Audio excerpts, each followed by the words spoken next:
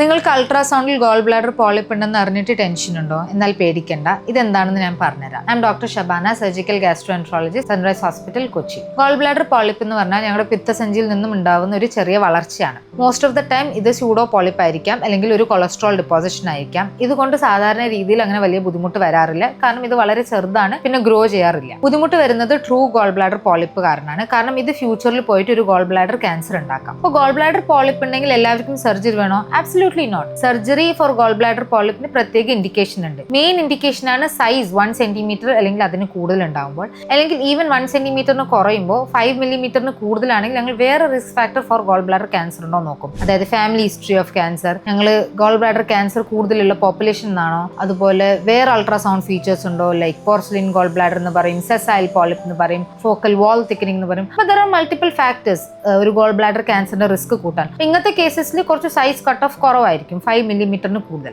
ഈ cut offs ഒന്നും ഇല്ലെങ്കിൽ നിങ്ങൾക്ക് സർജറിയുടെ ആവശ്യം യൂഷ്വലി ഉണ്ടാവാറില്ല. ആ കേസസിലൊക്കെ ഞങ്ങൾ ചെയ്യാറുള്ളത് വാച്ച്ഫുൾ മോണിറ്ററിംഗ് ആണ്. അതായത് നിങ്ങൾ സീരിയൽ ആയിട്ട് അൾട്രാസൗണ്ട് അബ്ഡമൻ ചെയ്യണം. ഫസ്റ്റ് 6 മന്ത്ലി, പിന്നെ 12 മന്ത്ലി, പിന്നെ 2 ഇയർലി.